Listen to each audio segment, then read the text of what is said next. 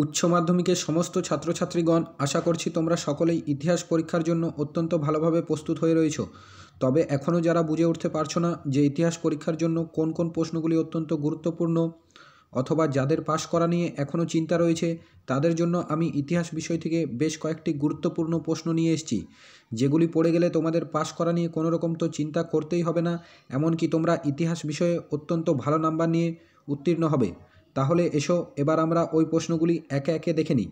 তো তোমরা প্রথমেই যে প্রশ্নটি ইতিহাস বিষয় থেকে পড়বে সেটা হলো জাদুঘরের সংজ্ঞা দাও এবং জাদুঘরের বিভিন্ন প্রকারভেদ নিয়ে আলোচনা করো। এটা অত্যন্ত গুরুত্বপূর্ণ একটা প্রশ্ন, যেটা তোমরা বলতে পারো যে পরীক্ষায় তোমাদের এসেই গেছে, তাই তোমরা এই প্রশ্নটি অত্যন্ত ভালোভাবে পড়ে যাবে। এরপর আমাদের 2 নম্বর প্রশ্নটি হলো উপনিবেশবাদ ও সাম্রাজ্যবাদ বিষয়ে হবসন ও লেনিনের তত্ত্ব নিয়ে আলোচনা করো। তারপরের প্রশ্ন অর্থাৎ 3 নম্বর প্রশ্নটি হলো ভারতের রেলপথ প্রবর্তনের উদ্দেশ্য ও অর্থনীতিতে এর প্রভাব আলোচনা করো। এছাড়া আমাদের 4 নম্বর প্রশ্নটি অর্থাৎ আজকের সাজেশনের তোমাদের 4 নম্বর প্রশ্নটি হলো অবশিল্পায়ন কাকে বলে এবং উপনিবেশিক ভারতে অবশিল্পায়ন সম্পর্কে আলোচনা করো। তারপর তোমরা 5 নম্বর যে প্রশ্নটি পড়বে সেটি হলো সমাজ সংস্কারক হিসাবে বিদ্যাসাগরের অবদান সম্পর্কে আলোচনা করো। তারপর 6 নম্বর যে প্রশ্নটি পড়বে সেটা হলো চীনের চৌঠা মে আন্দোলনের কারণ ও প্রভাব সম্পর্কে আলোচনা করো। তারপরে তোমরা যে প্রশ্নটি পড়বে সেটা হলো 1935 সালে ভারত শাসন আইনের প্রেক্ষাপট, শর্ত ও গুরুত্ব সম্পর্কে আলোচনা করো।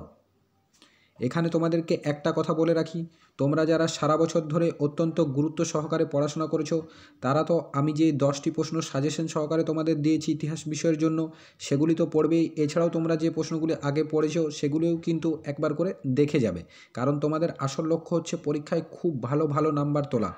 আর এবং তোমরা সারা বছর ধরে অত্যন্ত পরিশ্রম করেছো, তাই তোমাদেরকে বলবো এই প্রশ্নগুলি ছাড়াও তোমরা বাকিগুলি দেখে যাবে।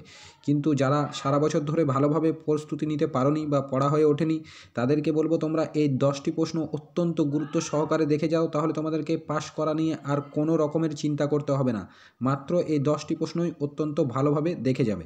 তাহলে এবার আমাদের পরের প্রশ্নটি অর্থাৎ 8 নম্বর প্রশ্নটি এবার আমরা দেখে নিই। তো আমাদের আজকের আলোচনার অর্থাৎ সাজেশনের 8 নম্বর প্রশ্নটি হলো 1942-এর ভারত ছাড়ো আন্দোলন বা আগস্ট আন্দোলন সম্পর্কে আলোচনা করো।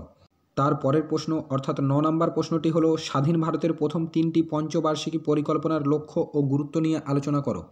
তো তোমাদেরকে বলবো এই 9টি প্রশ্ন পড়ে গেলেই হবে। তাছাড়াও আমি কিন্তু একটা এক্সট্রা প্রশ্ন দিয়েছি, যেহেতু 10টি প্রশ্ন নিয়ে আমি আলোচনা করব বলেছিলাম।